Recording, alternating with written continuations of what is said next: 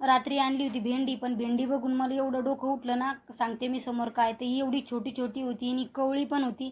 आणि कसं आहे ना, कवळी छान लागते खायला, पण कट करायला सकाळची एवढ्या घाईमध्ये एवढा राग आला होता ना. पण काय करणार, मग रात्रीच मी धुवून ठेवली आणि मग म्हटलं त्याचं पाणी सगळं निथळून झालं होतं. लगेच कापून घेतली. कापायला भरपूर टाईम लागला. मस्त कवळी होती आणि लगे लय छोट्या छोट्या होत्या भेंड्या. म्हटलं आता चला जाऊ दे, आणली तर बनवूया, मुलं पण खातात आणि मिस्टरांना पण टिफिनवर बनवायचं होतं. पूर्ण भेंडी कट करून घेतली. म्हटलं आता वाटण काढून घेऊया. 2-4 हिरवी मिरची घेतली, थोडा लसूण घेतला, थोडे शेंगदाणे घेतले, थोडी कोथिंबीर घेतली. मस्त मिक्सरला बारीक करून घ्यायची बरं का. रात्री मला कंटाळा आला होता आणि भेंडी बघून तर लय डोकं उठलं, म्हणून मी मसाला काढून ठेवला नाही, सकाळी सगळं बनवलं.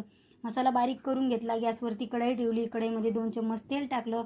तेल गरम झाल्याच्या नंतर बारीक चिरलेला कांदा टाकला आणि आपण जे वाटण काढलं होतं ते टाकायचं. मस्त मिक्स करून घ्यायचे.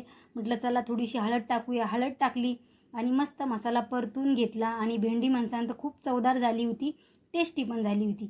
मस्त मसाले तळून झाल्याच्या नंतर जी कट केली होती भेंडी ती पण त्याच्यामध्ये टाकायची आणि मस्त मिक्स करून घ्यायचे.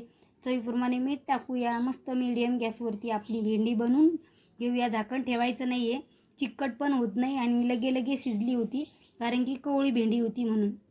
आता कवळा हा शब्द मी भरपूर टाईम बोलले बरं का. चला आपली बोलता बोलता मस्त भेंडी पण रेडी झाली आणि खूप छान बनली होती. तुम्ही नक्की एकदा ट्राय करून बघा. चला आपली भेंडी पण बनवून झाली. मुलाचे टिफिन भरायचे होते, मिस्टरांचे भरायचे होते. माझ्या मुलाला तर खूप आवडली. तुम्ही पण तुमच्या मुलाला टिफिनवरती नक्की अशी ट्राय करून द्या. खूप छान बनली होती. चला भेटूया अशाच दुसऱ्या रेसिपीमध्ये. माझ्या रेसिपी आवडत असेल तर लाईक शेअर सबस्क्राईब करा. धन्यवाद.